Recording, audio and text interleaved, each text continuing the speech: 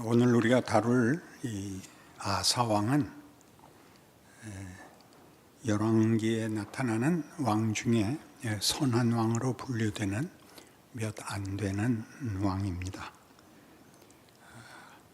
아사라는 이름은 서양 이름에도 흔해서 아더 왕 이야기, 아더도 이 아사고 맥아더 아더입니다. 좋은 이름이죠. 아합이라는 이름을 쓰는 소양이는 못 봤을 겁니다.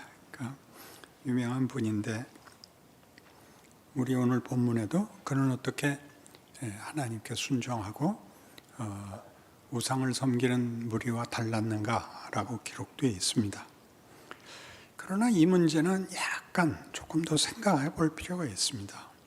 역사의 기록들은 어떤 걸 감추고 어떤 걸 과장하고 그렇게 남아있지 사실 그대로는 쓸 수가 없습니다.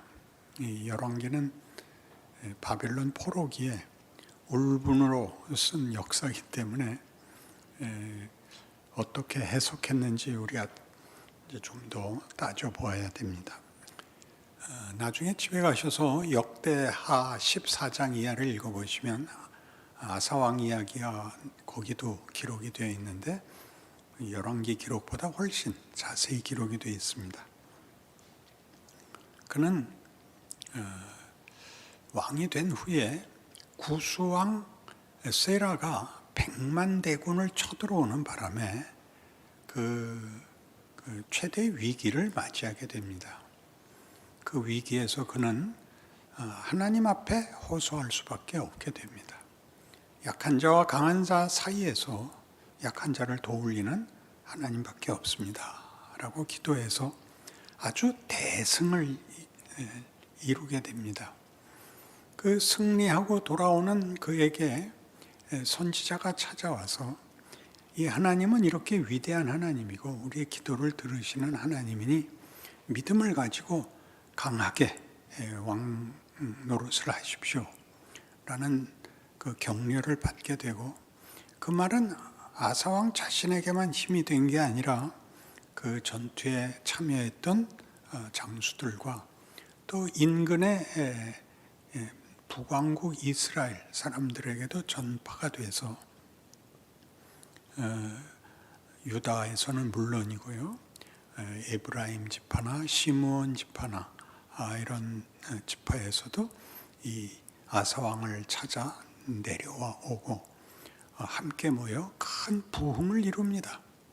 그때 그들이 어떤 그 약속을 하게 되냐면 오직 하나님만 섬기고 하나님을 거역하는 자는 다 죽이자 이런 열심까지 내게 돼서 그래서 모두 맹세를 합니다. 여호와 외에 다른 신을 섬기는 자는 다 죽이기로 맹세를 하죠. 조금만 자세히라기보다 조금 더 생각해 보시면 그런 걸 맹세해야 하는 분위기라는 것은 현실 속에서 그 일이 이루어지지 않았던 일을 하게 된 것이라는 뜻입니다. 우상 숭배가 훨씬 더 주류를 이루는 분위기였고 하나님을 섬기는 것은 미약했고 또 그렇게 믿는 것도 어려웠고 그래서 이런 일이 맹세로까지 발전해서 그 노획물 중에 소와 염소를 굉장히 많이 소를 700마리, 염소를 7,000마리 잡아서 제사를 지내고 이렇게 힘있게 나라를 여호와 신앙으로 이렇게 돌려놓습니다. 그리고 그 후에 그 북왕국이 쳐들어오는 바람에 아사는 뜻밖에도 그 북왕국 이스라엘 위에 또 북쪽에 아람이 있습니다. 그 아람 왕 벤하닷에게 많은 공물을 주어서 이 쳐들어온 북왕국 뒤통수를 치게 해서 자기 나라에 쳐들어온 군사들이 물러가도록 외교 정치로 그 때를 모면합니다. 그러자 하나님이 선지자를 보내서 너는 100만 대군 구수 세라의 군대도 하나님을 의지해서 승리했었는데 너 이렇게밖에 못하냐? 네 남은 생에는 전쟁이 그치지 않을 거다라는 혹독한 경고를 받습니다. 그러자 아사가 회개를 하는 게 아니라 그 선지자를 옥에 가둬버립니다. 놀라운 일이죠. 그리고 말년에는 41년 동안 통치를 했는데 39년째 그 발에 병이 났는데 그때도 여호와께 묻지 않고 의원에게 물었다. 의원은 아마 무당이었을 겁니다. 그래서 아사의 행적은 그가 진정한 여호와 신앙인이었는지 아니었는지 우리를 약간 당혹시킵니다.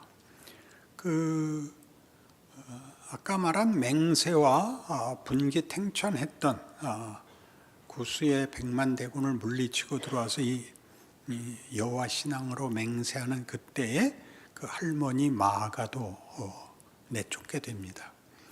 그러니까 이 마아가는 르호보암의 부인이었고 아비암의 어머니였고 아사에게 할머니인데 르호보암 때도 그 마아가 이야기는 앞뒤로 2번이나 등장하고 아비암 때도 등장을 하고 지금 아사 때 와서 그 할머니를 태우에서 폐위시키는 일이 일어나는 것은 말하자면 그가 여호와 신앙의 반대쪽에서 있었고 궁중 내에서 굉장한 권력을 갖고 있었음을 알 수 있었습니다. 그를 진작 내쫓아야 됐었는데 힘이 못 미쳤던 걸로 생각이 됩니다. 그래서 지난번에 제가 아비야 이야기를 할 때 그가 이렇게 잘 나가고 힘을 받기 시작한 그러니까 3년 만에 갑자기 죽어버리고 역사서에 이유도 설명도 없는데 아마도 독살당했을 거다. 그때 그렇게 말씀드렸습니다. 그때 표정들이 다 믿지 않는 표정이었던 걸 제가 기억합니다. 오늘 와서 보면 이제 그 세력의 주인이 폐위를 당하는 것을 보게 됩니다. 이런 일들은 약간 더 역사적 배경을 볼 필요가 있는데요. 북왕국은 그때 어떻게 되었는가가 아사 왕의 얘기는 열왕기에서 아사 왕 자신의 얘기는 이렇게 짧게 돼 있고 아사 왕 재위 기간에 북왕국에는 무슨 일이 일어났는가 아주 상세히 나옵니다. 아사 왕 2년에 드디어 북왕국을 시작한 여로보암이 죽고 그 아들 나답이 왕이 됩니다. 근데 그 왕은 2년 만에 만 2년이 아니라 햇수로 그러니까 실제로는 1년 남짓이었을 것입니다. 2년 만에 바아사라는 사람에 의해서 구테타로 죽고 왕권을 빼앗기고 그 정도가 아니라 그 가문이 몰살을 당합니다. 씨를 남기지 않고 다 죽여버립니다. 바아사가. 바아사는 꽤 오랫동안 왕위에 있었지만 아사왕 26년에 그가 죽고 엘라가 그 아들이 왕이 됩니다. 근데 그 엘라도 2년, 햇수로 2년, 전체 기간은 아마 1년 남짓 있을 때 그 왕궁에서 잔치를 벌이고 있는데 시므리라는 시위대장이 쿠데타를 일으켜서 그를 죽이고 그때도 앞에와 똑같이 그 가문은 바아사 가문이죠. 바아사 아들이니까 그 바아사 가문을 씨를 남기지 않고 다 죽여버립니다. 근데 이 시므리가 이제 그 쿠데타를 일으키고 왕권을 빼앗았는데 군부에서 시므리를 인정하지 않고 오므리라는 군대 장관을 왕으로 모십니다. 그런데 시므리는 자살을 해서 7일 만에 죽어버렸는데 오므리를 지지한 층과 디브니를 지지하는 층으로 북왕국이 나뉘어서 약 4년 동안 내란이 일어났던 것 같습니다. 내전이. 그리고 아사왕 31년에 오므리가 왕이 됩니다. 그리고 38년 가면 그 유명한 오므리의 아들 아합이 왕이 되고 41년에 죽습니다.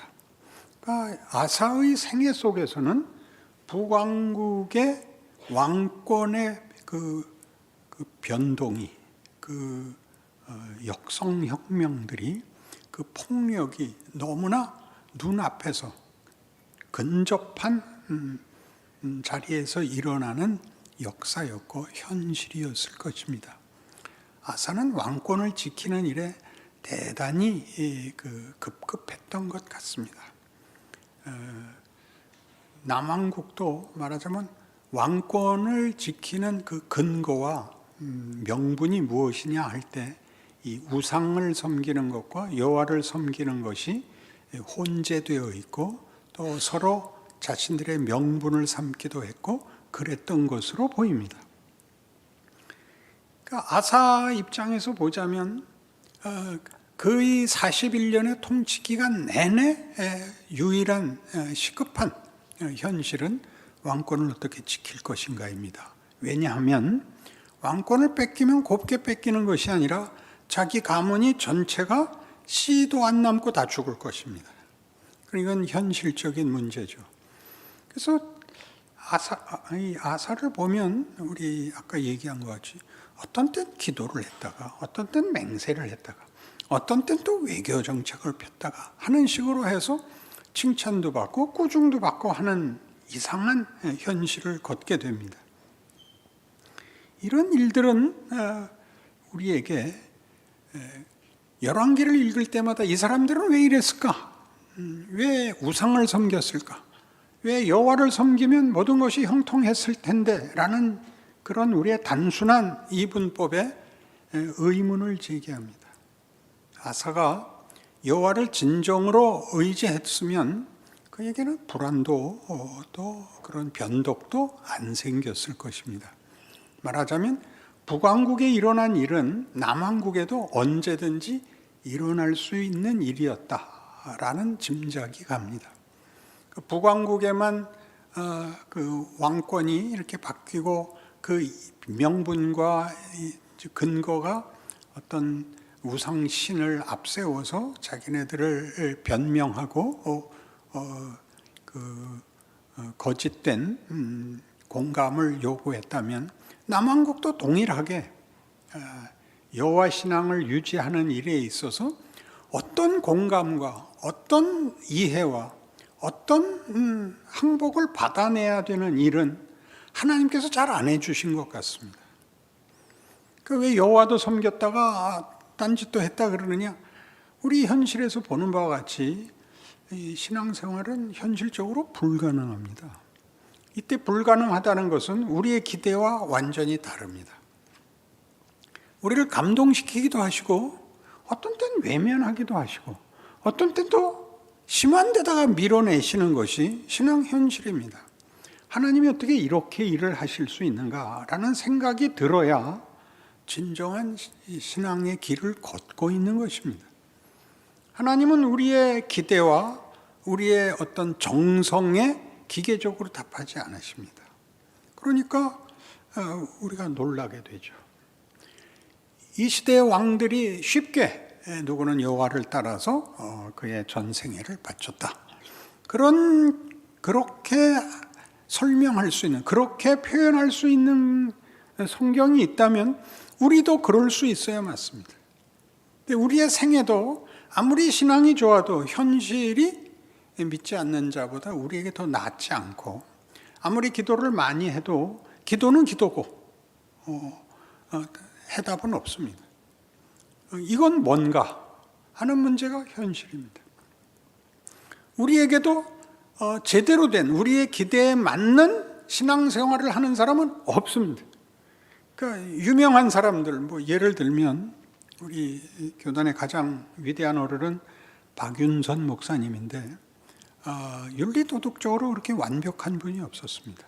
그의 생애에 걸쳐서 최고의 신앙 모범을 보여서 지금까지도 우리 교단은 박윤선 하면 그냥 그분은 이렇게 하셨어, 그분은 이렇게 생각하셨으면 그냥 그것이 결론이 되는. 그러나 그분은 입버릇처럼 설교를 할 때마다 대화를 할 때마다 늘 이 말을 하곤 했습니다. 저는 죄인입니다. 저는 죄인입니다. 우리 모르는 죄를 많이 지은 것일까요? 그렇진 않았겠죠. 그는 윤리도덕적으로는 전혀 실수가 없었던 분인데, 그가 죄인이라고 고백하는 것은 자신의 인생 속에 자신이 기대치 않은 현실을 다 극복할 수 없었다, 그런 뜻이죠. 다 극복할 수 없었다, 답을 알 수 없었다 라는 말입니다. 그 이제 다시 생각해 보십시오. 이 열왕기 내내 이런 역사를 성경이 가지는 것은 하나님의 일하심이 우리 기대와 얼마나 다른가, 그런 이야기죠. 얼마나 다른가. 우리 현실도 그렇습니다. 우리 신앙 현실은 뭐냐면 생존에 급급해야 됩니다. 눈 감으면 코 베어가는 세상입니다. 악착같이 살아야 됩니다. 그럼 우리는 순진하게 생각해서 기도 많이 하고 정직하게 살면 최소한 세상 인생보다는 우리가 나은 인생을 걸어갈 것이라고 생각하는데, 성경이 아니라고 얘기하는 겁니다. 성경이 계속 아니라는데 우리가 계속 기라고 우기고, 그리고 분통을 터뜨리고, 그래서 시침이 떼고 신앙생활을 해야 되니까 표정이 좋을 리가 없습니다. 답은 없고 도망은 못 가겠고, 그래서 지금 그 얼굴로 매주일 나오는 겁니다. 그게 기적이죠. 그 상태에서 교회 나올 수는 없습니다. 근데 왜 나오는 거죠? 한번 물어보고 싶습니다. 나는 습관으로 나온다. 나는 몽유병자다. 나는 정신이 없다. 그거밖에 답이 없지 않습니까? 이 하나님이 일하시는 거죠. 하나님이 일하신다면 왜 우리의 기대와 소원에 대해서는 답이 없는가? 성경은 이렇게 얘기합니다. 우리를 최악의 자리까지 밀어넣는다고, 현실이. 하나님은 답하지 않고. 그럼 뭐가 남느냐? 밀리고 맨 끝에 가면 우리의 기대와 우리가 기만, 스스로를 속이는 것, 하나님을 속이는 것이 다 부서지고 정한 마음이 생기는 게 아니라 맨 마지막 비명이 나온다는 거죠. 욥기 23장을 가봅시다. 욥기 23장 구약 783페이지쯤 있습니다. 제가 읽겠습니다. 1절부터입니다. 욥이 대답하여 이르되 오늘도 내게 반항하는 마음과 근심이 나니 내가 받는 재앙이 탄식보다 무거움이라. 이 반항하는 마음은 굉장히 의역한 겁니다. 나 이제 못 참겠습니다. 나 지랄 한번 떨겠습니다. 그런 뜻입니다. 저는 왜 이 단어를 그렇게 반복해서 쓸까요? 그죠? 더 이상 적절한 단어가 없어서 그렇습니다. 최악의 단어입니다, 이거. 나한테 반항하는 마음이 있다. 난 못 참겠다 하거든요. 내가 어찌하면 하나님을 발견하고 그의 처소에 나아가랴. 어찌하면 그 앞에서 내가 호소하며 변론한 말을 내 입에 채우고 내게 대답하시는 말씀을 내가 알며 내게 이르시는 것을 내가 깨달으랴. 그가 큰 권능을 가지시고 나와 더불어 다투시겠느냐? 아니로다. 도리어 내 말을 들으시리라. 거기서는 정직한 자가 그와 변론할 수 있은즉 내가 심판자에게서 영원히 벗어나리라. 그런데 내가 앞으로 가도 그가 아니 계시고 뒤로 가도 보이지 아니하며 그가 왼쪽에서 일하나 내가 만날 수 없고 그가 오른쪽으로 돌이키시나 배울 수 없구나. 기도해도 답이 없고 금식을 해도 답이 없고 무슨 우리가 할 수 있는 뭘 해도 하나님은 만나주시지도 않는구나. 이 아우성이 멋진 영화에 소개된 적이 있습니다.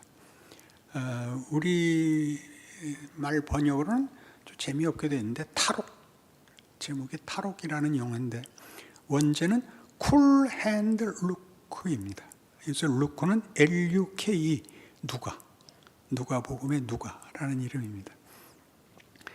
사실 서양 사람들이 성경에 나오는 인물들로 많이 이름을 짓는데 누가라는 이름은 별로 안 쓰죠. 룩은 존을 제일 많이 쓰고 톰도 쓰고 우리 오늘 본 아사도 많이 쓰지만 이 룩은 별로 안 씁니다.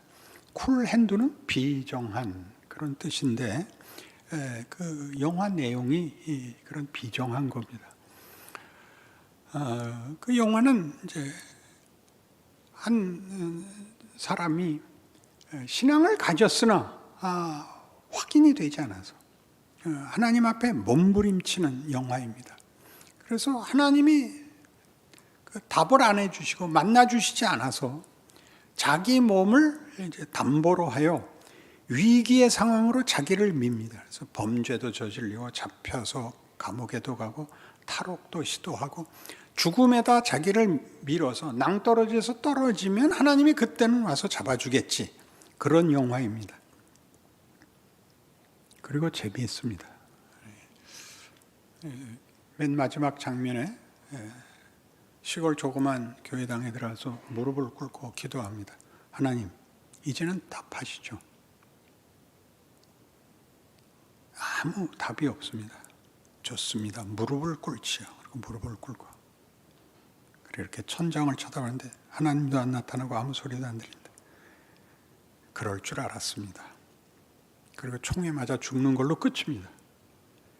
여러분이 이 영화가 결론을 가지지 않았다고 쉽게 보지 마시고, 실상 우리는 결론을 알지 못합니다. 하나님의 보상이 완벽하게 나타난 사람은 없습니다. 그리고 10년 후에 포세이돈 어드벤처가 나옵니다. 진 해크만이라는 유명한 배우가 이제 신부로 등장을 하는데 이제 자유주의 신학자 같이 나옵니다. 그래서 자유주의라는 것은 꼭 나쁜 말로 쓰는 게 아니라 전통적으로 갖고 있는 신앙으로 답이 되지 않아서 이제 분노하는, 우리 앞에서 보면 같이 분노하는 이제 신학자로 나옵니다. 근데 그 포세이돈이라는 배가 태풍에 뒤집어져서 이제 살아나려면, 배에서 살아나려면 갑판으로 올라가야 되는데 배가 뒤집어지니까 갑판으로 내려가면 더 깊이 물로 들어가는 것입니다. 거꾸로 배 밑으로 들어가야 되는 겁니다. 기독교가 진리를 이렇게 뒤집어 놨다, 그렇게 하는 얘기입니다. 그래서 밑으로 갈수록 이제 밑에 기관실을 통과하면서 뜨거운 수증기가 나와서 여기를 건너가야 되는데 밸브를 잠그지 않는 한 건너갈 수가 없습니다. 그래서 몇 명 남은 사람들이 가는데 이 주인공이 밸브에 뛰어 올라서 온몸으로 밸브를 잠그는데 뜨거운 증기는 나오고 그가 몸부림치며 이렇게 외칩니다. 하나님, 도와주시지 않아도 좋습니다. 방해나 하지 마십시오. 이런 영화를 왜 만들었다고 생각합니까? 많은 사람들이 이 지경을, 이 현실을 알고 있지만 말하지 못한, 그리고 막연하게 언젠간 답이 오겠지라고 미뤄놓은 것을 전면에 꺼내놓은 이야기들이죠. 욥이 그런 사람입니다. 욥은 이유를 알 수가 없는데 최악의 상태로 밀립니다. 그가 할 수 있는 일은 하나님께 대드는 일밖에 없는데 성경이 하고 싶은 얘기는 그때 비로소 하나님 앞에 서게 된다. 그의 기대와 소망과 값싼 해답들을 다 벗겨낸 다음에 맨몸으로 하나님 앞에 서게 된다. 그렇게 얘기합니다. 여러분, 이 일을, 그러니까 여러분 걸 모두 버리고 수도원에 들어가고 이렇게 전부 이렇게 바치고 올인하면 된다, 그런 뜻이 아니라 인생 전체가 이렇게 우리가 갖고 있던 어떤 오해, 왜곡, 기만, 하나님에 대한 우리의 기대, 하나님이 이렇게 할 거라는 우리의 거짓말들을 벗겨내는 시간이라고 말하는 것입니다. 그때 우리가 하는 일은 뭔가 하나님 앞에 아우성치는 것, 불평을 할 대상이 있는 것, 그리고 우리가 다른 쪽으로 도망갈 수 없는 것을 확연히 구분받는 때라는 것입니다. 다른 우상에겐 도망가야 소용이 없습니다. 거기엔 그 이상 약속도 없고 기대도 없지 않습니까? 이사 가는 거 점치러 간 집에다가 무슨 애들 학교는 어디 보낼까요? 거기서 또 얘기하지는 않겠죠. 난 누구랑 결혼할까요? 이런 한계를 알고 있으면서 그 한계 속에서 우리가 그냥 타협하고 사는 걸 하나님이 계속 몰아서 우리 인생 속에서 이 질문에서 도망갈 수 없게 만드는 것, 그게 신앙의 현실이요, 신자들의 당연한 신앙 경로입니다. 그것들이 어떻게 나한테 무엇을 얼만큼 만드는지 조심조심 들여다보셔야지 하루아침에 찬송 한 장 부르고 기도 한 번 하고 무슨 문제가 해결되는 식으로 인생을 사니까 아무도 신앙에 대하여 시간이 만드는, 인생이 만드는, 경험이 만드는, 갈등과 절망이 만드는 어떤 실력들, 근육, 정신, 이런 것들의 진보와 크기라는 것이 존재하지를 않습니다. 좀 마냥 원망하고 마냥 체념하고 그 속에서 대강 사는 신자를 양산하고 마는 겁니다. 이것은 여러분에게 듣기 좋은 소리가 아닐지 모르지만 이것이 현실입니다. 하나님의 이 싸움, 도전, 하나님의 흔드심에서 벗어날 수가 없습니다. 그러니 우리가 열왕기에서 보는 왕들의 형편을 볼 때마다 이랬으면 좋았을 걸, 저랬으면 좋았을 걸 이라는 것이 결국 열왕기의 저자들의 판정은 딱 하나입니다. 그는 다윗의 길을 따랐다. 그는 여로보암의 길을 따랐다. 이렇게 둘로 나뉘거든요. 그거는 중간중간에 할 수 있는 얘기가 아니라 결론에서 할 수 있는 일입니다. 우리 인생도 마찬가지입니다. 우리가 어느 길로 가게 됐는가, 어느 길로 우리의 길을 이해했는가 하는 것으로 나뉠 것입니다. 그러면 우리가 실패와 혹은 절망이 끝이 아니고 그게 일한다는 걸 안다면, 그런 반복되는 일상이 생존 경쟁인 걸 안다면, 타협하고 살 수 없는 실력이라면 그 타협이 결국 나를 뭘 만드느냐는 자리로 올라오는 하나님이 일하시는 방법이라고 인정을 해야 됩니다. 당신은 거짓말 한 적 한 번도 없어? 이런 질문은 얼마나 우스운 질문입니까? 어떻게 인생을 살면서 거짓말을 안 한단 말이에요? 우리가 천사예요? 우리는 현실의 도전에 완벽한 신앙으로 답을 할 수가 없습니다. 왜냐하면 답이 안 나오니까요. 약속은 있는데 답은 안 주어지는 것, 이게 신앙입니다. 그러니 그 몸부림과 그 원망이 지나가야 할 고비고비들이라고 이해를 하시고 그 고비고비들로 지혜가 생기고 힘이 생기고 더 커지고 더 깊어지는 것이지, 그런 것이 없이 순진무구하자고 따지는 것은 하나님의 일하심, 시간, 경우라는 것을 이해하지 못해서 나오는 거짓말입니다. 예수님도 십자가에 죽으시고 끝날 그 간단한 일을 33년의 인생을 사십니다. 인생을 겪으시고 제자들과 토론하시고 반대에 부닥치고 오해를 받고 우리 손에 죽으시고를 거쳐서야 하나님의 위대한 부활이라는 것이 결실을 합니다. 시간이 있습니다. 과정이 있습니다. 거기에는 눈물이 있고 거기에는 탄식이 있고 거기에는 당연히 몸부림이 있습니다. 그것들을 소중히 여기시고 하나님의 일하시는 실제라고 이해를 하셔야 여러분은 비로소 하루를 신앙인으로 살 수 있게 됩니다. 하나님 지금도 일하십니다 라는 고백이 잠자리마다 여러분의 기도에 늘 반복되기를 바랍니다. 기도하십시다. 하나님 아버지, 우리의 삶이 하나님의 보호와 약속과 힘주심 속에 있음을 믿습니다. 우리가 당하는 현실들이 우리를 무너뜨리지 못하고 우리를 더 깊은 자리, 높은 자리, 놀라운 자리로 인도할 것을 믿습니다. 주께서 마침내 승리하셨듯 우리 인생도 승리케 하실 것을 믿습니다. 그러므로 하루를 중하게 여기고 하루를 하루만큼 살아내는 믿음과 순종과 인내와 충성이 있게 하옵소서. 예수님 이름으로 기도합니다. 아멘.